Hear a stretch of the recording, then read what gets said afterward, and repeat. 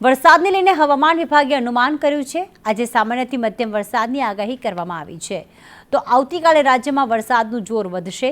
બે વરસાદી સિસ્ટમ સક્રિય થતાં વરસાદનું જોર વધશે। આજે બનાસકાંઠા અને સાબરકાંઠામાં વરસાદની આગાહી કરવામાં આવી। આ ઉપરાંત મહેસાણા, પાટણ, ગાંધીનગરમાં પણ વરસાદની આગાહી કરવામાં આવી છે। અરવલ્લી, મહીસાગર, પંચમહાલમાં વરસાદની આગાહી। દાહોદ, છોટાઉદેપુર, વડોદરામાં પણ આજરોજ વરસાદની શક્યતા વ્યક્ત કરવામાં આવી। તો ભરૂચ, નર્મદા, સુરત અને તાપીમાં પણ વરસાદી માહોલ રહેશે। કચ્છ, મોરબી, સુરેન્દ્રનગર અને બોટાદમાં પણ વરસાદ રહેશે। ભાવનગર, અમરેલી, રાજકોટમાં પણ વરસાદની આગાહી કરવામાં આવી છે। તો જામનગર, જૂનાગઢ, ગીર સોમનાથમાં પણ વરસાદી સિસ્ટમ રહેશે। માછીમારોને 5 દિવસ દરિયો ન ખેડવા સૂચના આપવામાં આવી છે। દરિયાકાંઠે 30 થી 40 કિલોમીટરની ઝડપે પવન ફૂંકાશે।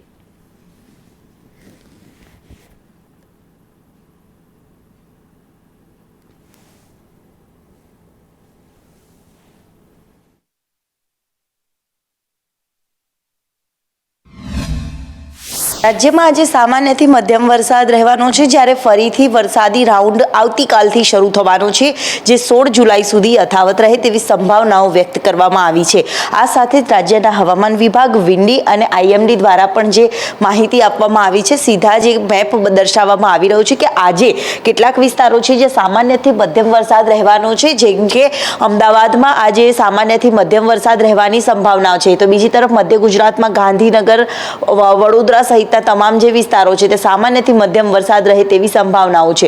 ઉત્તર ગુજરાતના ભાગોમાં પણ બનાસકાંઠા, પાટણ, મહેસાણા, અરવલ્લી, મોડાસા, સાબરકાંઠા સહિતના તમામ જે વિસ્તારો છે ત્યાં સામાન્યથી મધ્યમ એટલે આજે કોઈ એલર્ટની આગાહી છે તે આપવામાં નથી આવી, પરંતુ સમગ્ર કચ્છ પંથકમાં નજર કરીએ તો યલો એલર્ટ સાથે ભારે વરસાદ રહી શકે છે। તો પવનની ગતિમાં પણ વધારો રહી શકે છે તેવી સંભાવનાઓ જોવા મળી રહી છે। આ તરફ દક્ષિણ ગુજરાતની પણ જો વાત કરીએ તો દક્ષિણ ગુજરાતના ભરૂચ, સુરત, નવસારી, વલસાડ, દાદરા નગર હવેલી સહિતના તમામ જે વિસ્તારો છે ત્યાં આજે સામાન્યથી મધ્યમ તો કેટલાક વિસ્તારમાં ભારે વરસાદ સાથે યલો એલર્ટની આગાહી છે તે આપવામાં આવી છે।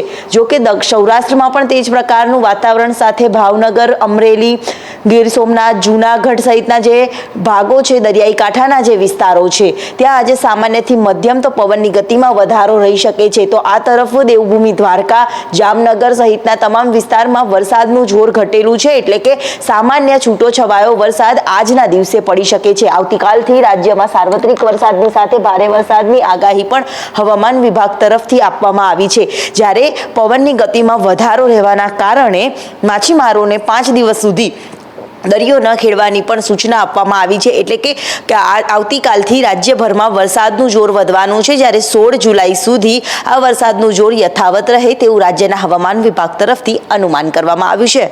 કેમેરામેન સંદીપ રાઠોડ સાથે દિવ્યા ચૌહાણ, સંદેશ ન્યૂઝ, અમદાવાદ।